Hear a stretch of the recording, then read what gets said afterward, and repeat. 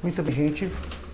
Continuando com o nosso curso de equações diferenciais ordinárias, hoje nós vamos falar do método de Frobenius aplicado à equação de Bessel. Em aulas anteriores, em vídeos anteriores, eu cheguei a mostrar para vocês como era que funcionava essa questão do método de Frobenius. É basicamente um método geral para você resolver uma equação diferencial pelo método de séries de potências.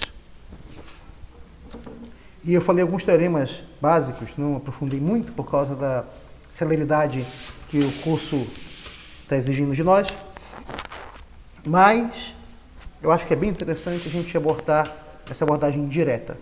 Então, eis aqui a equação de Bessel, essa equação número 1. Você tem aqui a expressão x ao quadrado, que multiplica y duas linhas, mais x, que multiplica y', mais, abre parênteses, x menos ni, x ao quadrado menos ni ao quadrado, que multiplica o y. Isso tudo aqui é igual a zero. No caso mais geral possível, esse meu ni pertence ao corpo dos números complexos. Ele é um número que tem a parte real e imaginária. Tá? Ao olharmos para essa equação diferencial, nós percebemos imediatamente que ela tem uma singularidade, né? Ela tem um ponto singular regular. Basta você fazer aqueles testes que a gente propôs em vídeos anteriores para você checar a regularidade de um ponto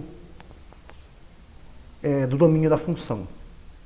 E um ponto singular basicamente porque quando x é igual a zero, ele zera o coeficiente na frente da derivada de mais alta ordem, tá bom? Então isso gera uma singularidade.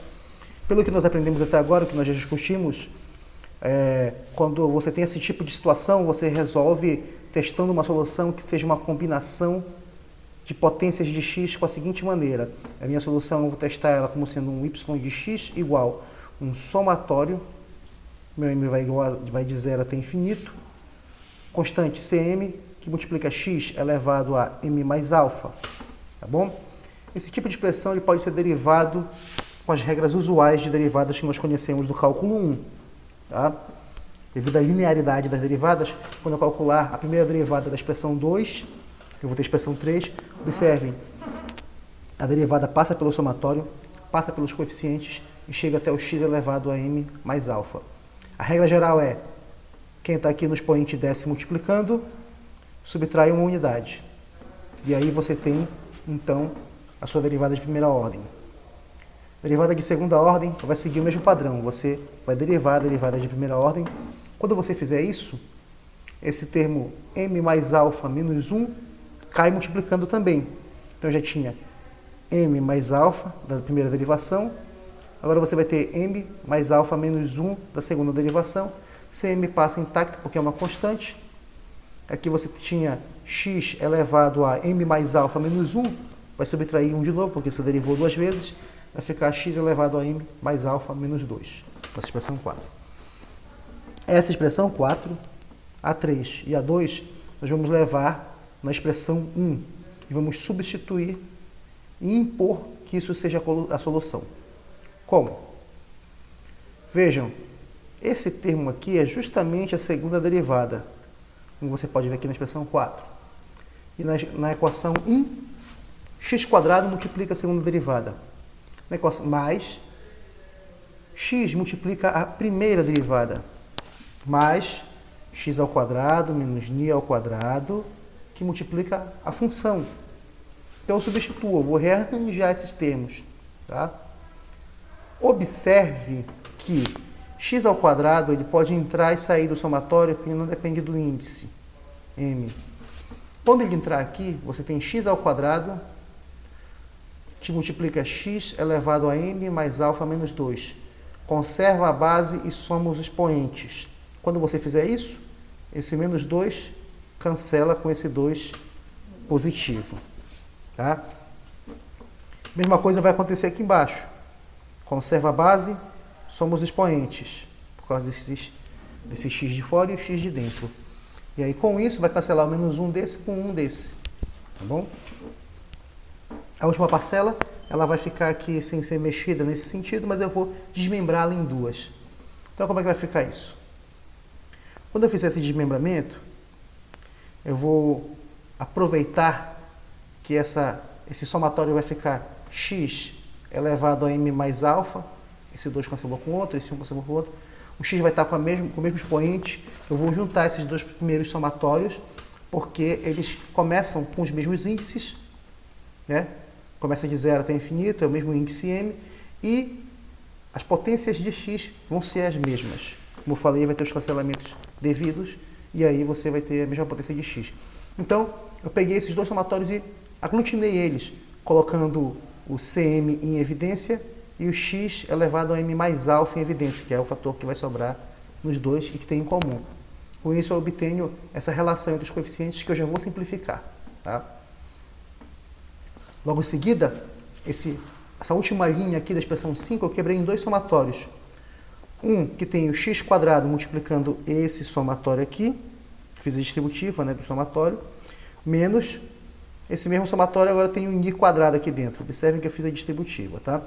Quando eu faço a distributiva, eu pego as potências de x, conservo a base e somo os expoentes.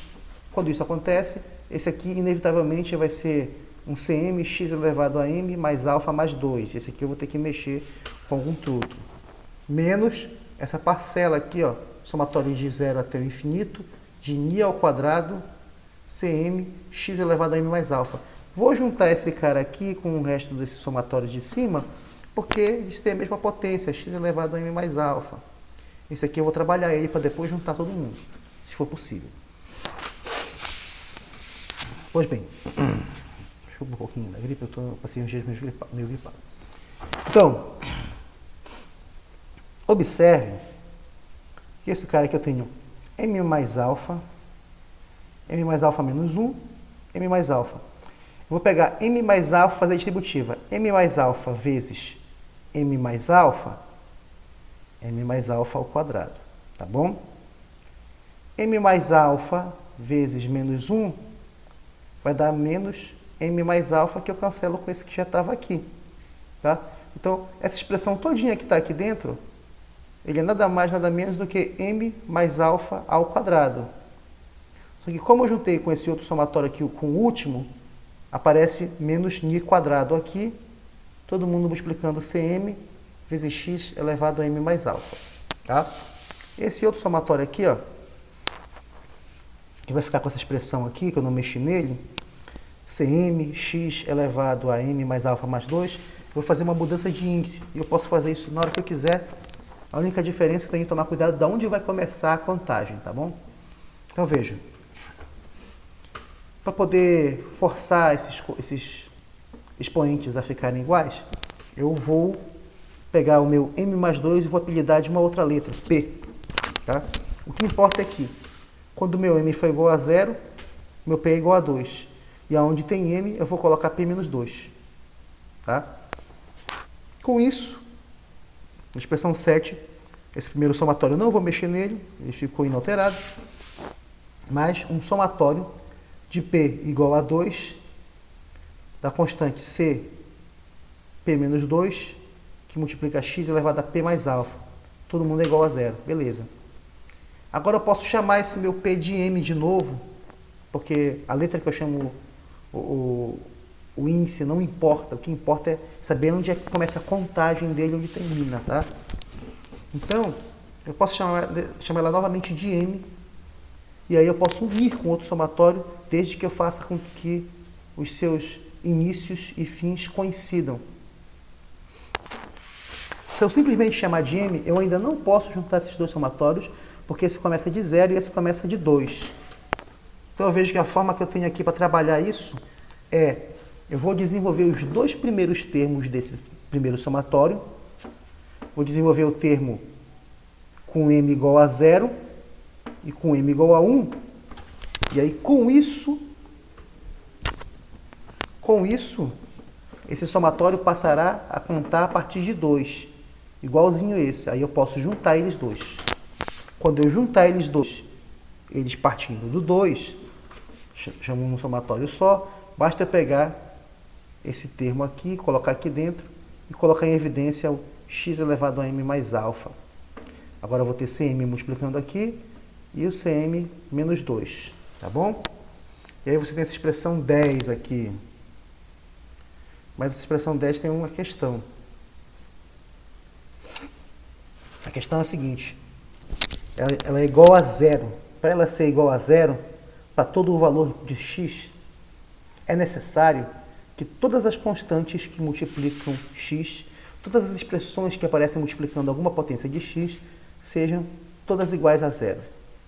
E aí quando eu vejo esse desenvolvimento que nós chegamos até o passo 10, a gente observa aqui, primeiramente, alfa ao quadrado menos ni ao quadrado, que multiplica C0, tem que ser igual a zero, porque é o coeficiente para m igual a zero. Esse 1 mais alfa ao quadrado menos ni ao quadrado, todo mundo multiplicando C1, também deve ser igual a zero, tá? E essa expressão entre chaves aqui, que multiplica no somatório, que multiplica x elevado a m mais alfa, também devem ser iguais a zero.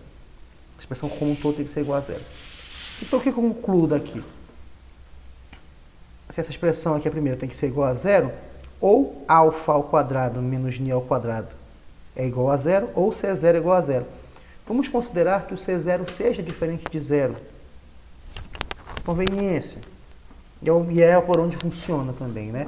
Se você fizer dessa forma, alfa ao quadrado menos ni ao quadrado igual a zero, vai te dar como solução duas opções. Ou teu alfa é ni, ou teu alfa é menos ni. Tá? Isso é interessante, porque se você considera o C0 diferente de zero, na hora que você for substituir nessa expressão aqui para o índice m igual a 1, você substitui aqui dentro o valor de alfa como mais ou menos ni, a expressão final que vai ser fornecida a você, ela vai te levar a concluir que C1 é igual a zero. Mesmo que o meu ni seja nulo, eu tenho 1 multiplicando aqui o C1, a conclusão é que o C1 deve ser igual a zero. Se você olhar para os vídeos anteriores ou resolver algum exercício anterior sobre método de Frobenius, você vai ver que nesses casos, todos os índices pares são proporcionais à constante C0. E todos os índices ímpares são proporcionais à constante C1.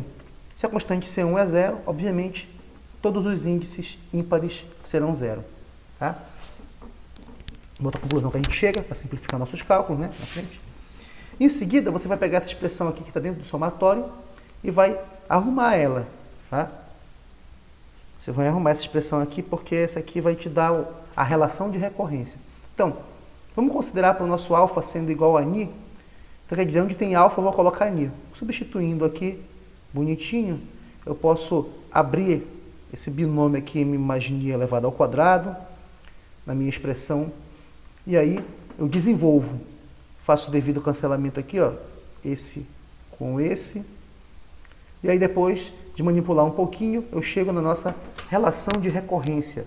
Essa relação que vai estabelecer a conexão entre os coeficientes. Ela vai me dar os coeficientes da solução via série de Frobenius. Método de Frobenius, série de potências. Tá bom? Ela está me dizendo o seguinte, olha, o índice Cm está relacionado diretamente com o índice 2 unidades abaixo dele, que é dado por essa fórmula. Tá? E aí, como eu sei que todos os coeficientes com índice ímpar zeraram, desapareceram, porque o meu C1 é igual a zero, então eu faço a contagem para os m's igual a 2, 4, 6 e por aí vai, tá bom? E aí como é que funciona? Quando o meu m for igual a 2, C2 vai ser igual a menos C0. Quando o meu m for igual a 2, C2 vai ser igual a menos C0. Olha aqui como é. Quando o meu é igual a 2, aqui vai ficar 2, que multiplica 2 mais 2ni. Pega esse 2 daqui e coloca para o lado de fora. Então, você aqui, eu vou colocar o menos 1 em evidência também, vai ficar menos 1, C0, 2 vezes 2, 1 mais ni, tá bom? O que foi que eu fiz? Se o meu m é igual a 2, eu vou bem aqui na relação de recorrência e coloco 2 onde tem escrito m, só isso, tá? Se o meu m for igual a 4, então, aonde tem m eu coloco 4. Então, vamos lá. menos, já estava na fórmula, 4 menos 2, 2 menos C2, 4 que multiplica 4 mais 2ni. Agora eu vou ajeitar aqui, coloco logo 2 em evidência, coloco menos 1 em destaque, ficou C2, 4 vezes o 2 que eu tirei daqui de dentro do parêntese, sobra esse cara, 2 mais ni, todo mundo no parêntese. Vou substituir o C2, acabei de calcular C2 aqui, substitui aqui, menos 1 com menos 1 que já estava lá, menos 1 ao quadrado. E aí eu tenho esse 2 aqui, com esse outro 2 daqui, vou fazer o seguinte, 4 é 2 ao quadrado, com esse 2 ao quadrado que já estava aqui, fica 2 à quarta, já vou organizando. E aí eu tenho 1 mais ni, vezes 2 mais ni, tá bom? Esse veio do de baixo e esse aqui veio de cima, tá? Próximo termo a calcular seria para m igual a 6. Quando meu m é igual a 6, eu tenho aqui 6 menos 2, 4. Aqui vai ficar 6, que multiplica 6 mais 2ni. Coloco 2 em evidência. Então você tem aqui menos 1, destacado, C4, 2 vezes 3 vezes 2, que multiplica 3 mais ni. Como é que eu vou escrever isso? Então vai ficar aqui menos 1 ao cubo, por quê? Tem esse menos 1 que já estava aqui, que multiplica C4. C4 é toda essa expressão aqui de cima. Então já tinha menos 1 ao quadrado, vai ficar menos 1 ao cubo. Você vai ter 2. Esse 2 aqui, ó, é 2 ao quadrado, com 2 à quarta, que já estava lá, fica 2 à sexta. E aí eu vou deixar 2 vezes 3 sobrando aqui. Beleza? E aí, eu já tinha 1 mais ni, que multiplica 2 mais ni, e agora tenho 3 mais ni multiplicando aqui embaixo. Todo mundo C0 aqui. Se eu repetir esse passo um monte de vezes, eu vou ver que a fórmula geral para o meu termo aqui, para o meu coeficiente, ele vai ser um C2R. Por quê? Porque é um número par, né? Então eu vou chamar de 2R agora, para fazer a contagem melhor, mais apropriadamente. Ao invés de chamar de M, passarei a chamar de 2R, porque é par. O meu R pode ser qualquer número inteiro, positivo, não negativo, inclusive, né? Então, o meu M pode ser qualquer número inteiro, excluindo os negativos, se eu escrever assim, tá? Então, onde tinha M vai virar 2R. Então, vai ficar menos 1 elevado a R, né? Porque aqui é 6, aqui é 3, aqui é 4, aqui é 2. Então, isso aqui é 2R, aqui é menos 1 elevado a R, C0 já estava lá para quem quiser ver. Observem que aqui, ó, você tem um 2 elevado a R, a 2R, vezes um R fatorial, tá bom? Aqui não aparece 1 fatorial, você não consegue enxergar direito, né?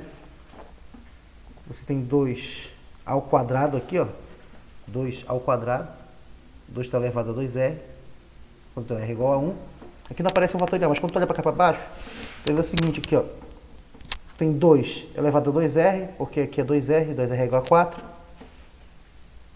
O meu R, então, é igual a 2, tenho 2 fatorial aqui, tá bom? Mesma coisa aqui, ó. 2R é igual a 6, o meu R é igual a 3. Tenho aqui 2 vezes 3, 1 vezes 2 vezes 3 é 3 fatorial.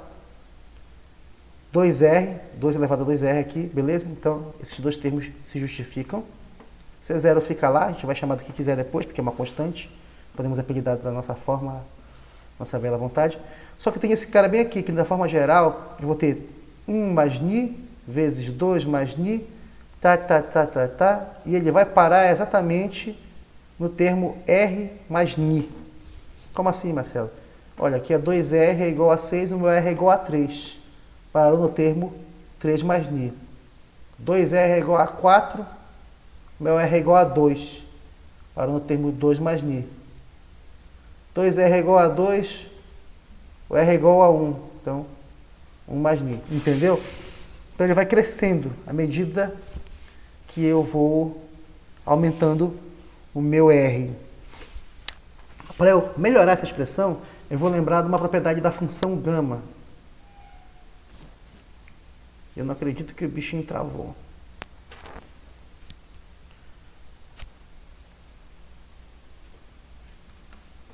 só para a gente fazer uma edição depois.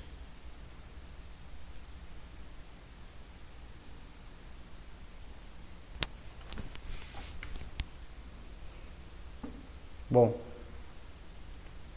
isso aqui vai ficar para a gente, vocês verem como que anda a educação brasileira, né? Vou deixar aqui. Infelizmente meu computador não está muito bom e eu não tenho como comprar um agora. Vamos lá. Isso não é motivo também, né? Vamos trabalhar. Quem quer, faz. Quem não quer, inventa uma desculpa, né, gente? Quero saber de problema do Ubuntu, rapaz. Bom, vamos lá. Então, eu tenho que dar um jeito de simplificar essa expressão aqui de baixo, né? 1 mais ni, 2 mais ni, vai embora até um r mais ni. Eu vou me lembrar da função gama, também conhecida como a função fatorial. Ela tem a seguinte propriedade. Meu gama de 1 mais n é igual a n que multiplica o gama de n. A função gama, a função fatorial, você pode pesquisar brevemente aí, que é muito simples de ver. Tá? Então eu vou fazer o seguinte, eu vou reescrever só esses termos aqui, ó, 1 mais ni, 2 mais ni, r mais ni. Vou reescrever de trás para frente, tá bom? E vou multiplicar todo mundo por gama de 1 mais ni. Por que eu faço isso? Porque se você olhar para essa propriedade bem aqui, ó, o argumento da função gama é 1 mais ni e está sendo multiplicada pelo argumento 1 mais ni. Quando isso acontece, ela se transforma na função com esse argumento somado uma unidade. Então, esse produto aqui, ó, 1 mais ni, que multiplica gama de 1 mais ni, tem que virar gama de 2 mais ni. Certo? Então, quando eu faço isso, aparece 2 mais ni multiplicando essa gama de 2 mais ni. Cai de novo nessa mesma propriedade. Aqui na reticência não mostra, mas se você abrir a reticência direitinho, você vai ver que o próximo termo é o 3 mais ni. E o produto dessa função gama com o argumento 2 mais ni, multiplicada pelo próprio argumento, aumenta em uma unidade o argumento dela. Então, esse cara aqui vai virar gama de 3 mais ni, que multiplica o gama de 3 mais ni. Então, você vai repetir esse processo várias e várias vezes, até que ele chega no último termo. Vai chegar no n mais ni. Tá? E aí vai acabar sendo multiplicado aqui por uma gama de n mais ni também, se você fizer todo o processo. E aí o que vai acontecer? Vai ficar gama de n mais ni, vai ficar n mais ni multiplicando a gama de n mais ni. Então vai ser a função gama de n mais ni mais uma unidade. Com isso, na expressão 15, eu consigo então reescrever esse denominador da minha expressão 14. Então eu vou dizer que esse denominador cheio desses produtos aqui, ele vai ser, esse 1 sobre esses produtos aqui vai ser a gama de 1 mais ni sobre a gama de n mais ni mais 1. Tá bom? Basta você olhar na expressão 15 e na propriedade da função gama que eu apresentei. E aí, com isso, o teu termo geral vai ser escrito C2R é igual a menos 1 elevado a R, gama de 1 mais ni, que multiplica C0, todo mundo sobre 2 elevado a 2R, R fatorial, gama de R mais ni mais 1. Tá? Bom, como eu posso chamar esse C0 de que eu quiser, isso não importa muito agora, para ficar uma coisa mais bonita, mais elegante, geralmente você chama o C0 de 1 sobre 2 ni, gama de 1 mais ni. Que com isso você cancela esse cara com esse aqui, ó. Você cancela esse gama de 1 mais ni com gama de mais ni. E esse 2, ele vai ficar elevado a 2R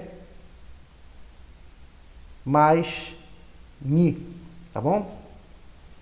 E esse vai ser o coeficiente que você vai substituir na tua solução para a função de Bessel. Solução via método de série de potência, método de Frobenius. Mas aí o que acontece? Aonde tinha M, eu vou chamar de 2R porque somente os pares sobreviveram, né? Então vai ficar meu Y1, que deveria ser a primeira solução, porque tenho uma outra solução para alfa igual a menos ni, tá? Então, a minha solução vai ser um somatório de r igual a zero até o infinito. Esse meu c, 2r, x elevado a 2r mais ni, vou andar na 19 aqui. Que na 20 eu já escrevo como o formato que ela deve assumir, né? A minha y1, que é a primeira solução que eu tenho. Lembre-se que é uma equação diferencial de segunda ordem, então ela tem que ter duas soluções linearmente independentes, tá? Homogênea, né? Duas soluções linearmente independentes.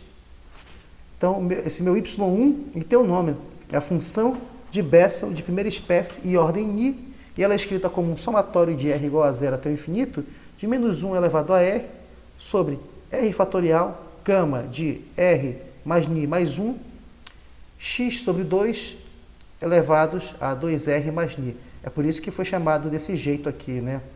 Por isso que o C0 é escolhido dessa forma, para você colocar o 2 na mesma posição que o x, né? Fica x sobre 2 aqui, todo mundo elevado ao 2r mais ni, tá? Essa é a nossa função de Bessel de primeira espécie e ordem ni. Observe que essa função aqui, ela converge, essa é uma série que converge no intervalo de menos infinito mais infinito. Basta você pegar o teste da razão, isso aqui dá 1 sobre o raio de convergência, igual ao limite, quando o meu n vai para o infinito, eu pego o termo Cm, divido pelo imediatamente anterior a ele, que é o Cm menos 2. Pego o módulo disso, quando eu substituo isso lá na expressão anterior, lá em cima, quando a gente começou a desenvolver lá a relação de recorrência, sei que essa razão aqui pode ser dada pela relação de recorrência, quando você faz esse limite, você vê que dá zero. Então, a série converge tranquilamente. Tá? Se você tiver o alfa igual a menos ni, aí você vai ter a outra solução, que você vai chegar no desenvolvimento idêntico a esse que a gente fez, tá, para a função de primeira espécie, só que agora com o argumento, com o índice ni negativo, tá bom? É possível mostrar, mas eu não vou mostrar aqui por causa do trabalho que dá e o tempo, tá? Peço desculpas, deixo como exercício, deixo como dica, você pode olhar isso no Elementos de Física e Matemática do professor José Maria Filardo Bassalo, ou você pode olhar também no Afken Weber Física e Matemática, tá? Tem os desenvolvimentos para você chegar nessa expressão 22, tá bom? Mas aí, quando você faz os mesmos passos e chega na J menos ni, o efeito vai ser você trocar onde tem ni, botar menos ni no lugar, tá? E quando você calcula o Wronskiano, faz todos os devidos passos, você vai ver que a relação vai te dar um menos 2 sobre x, seno de n ni, acho que aqui é um pi, é o seno de, aqui,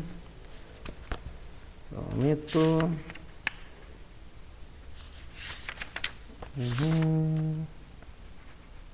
é um pi aqui, tá?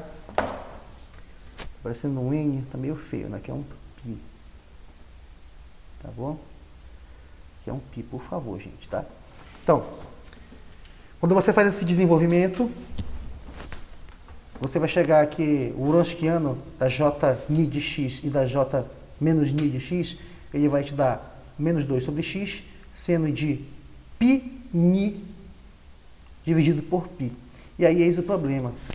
Se o teu ni pertence aos números inteiros, o Wronskiano vai ser igual a zero. E aí então as soluções Jni e J menos ni serão linearmente dependentes. Tá? Linearmente dependentes. E aí elas sendo linearmente dependentes, você tem a mesma solução, na verdade, né? Você não está completa a tua solução. Tá bom? Agora, se o teu índice ni for complexo, beleza, tá? Fica tranquilo. A gente vai ver que essa função j de ni, são todas bem comportadas e convergem, inclusive na origem. Mas aí você olha para o Wronskiano, aparece esse termo 1 sobre x aqui. Então, de alguma forma, tem que vir uma divergência na origem, né? Quando x for igual a zero, e ela vem justamente dessa j menos ni, tá? Ela vai divergir na origem, beleza?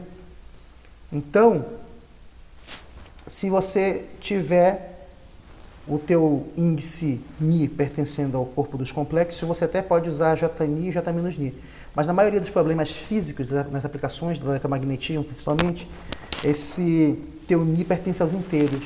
E aí é preciso você encontrar outra solução que seja linearmente independente à função de Bessel de primeira espécie. E essa função é a função de Neumann ou de Weber, ou também conhecida como função de Bessel de segunda espécie, e é dada por essa expressão 24, Jni de x, que multiplica cosseno de Ni vezes π, menos J menos Ni de x, todo mundo sobre o seno de Ni vezes π. Essa é a Nni de x, a função de Neumann, ou Weber, ou Bessel de segunda espécie. Nesses casos, então, a solução geral vai ser A1 Jni de x mais A2 Nni de x. É o que aparece na maior parte das aplicações do eletromagnetismo, porque geralmente no eletromagnetismo esse teu índice Ni ele vai estar associado a um observável físico, geralmente algum comprimento de onda, número de onda, alguma coisa que é observável, você mede no laboratório. E aí não pode ser um número complexo. Tá? Existe um teorema da física, não lembro agora, na mecânica clássica, que você não mede no laboratório número complexo, você mede números reais, números inteiros, enfim. Você não mede parte imaginária em laboratório. Então, o que vai acontecer é que nas aplicações práticas do eletromagnetismo e outros ramos da física, você pode recorrer para a função de Neumann de segunda espécie, como uma outra solução que é linearmente independente à função de Bessel de primeira espécie, para o caso do índice Ni ser um número inteiro. Ainda vão existir as funções de Neumann de terceira espécie ou as funções de Henkel, mas isso é assunto para um outro dia. Espero que vocês tenham gostado, espero que tenha ajudado, espero que essa nova dinâmica tenha sido mais eficiente, porque eu resolvi escrever a aula antes e seguir assim, porque o tempo está exigindo de nós um pouco de celeridade. Então, até a próxima e estudem bastante.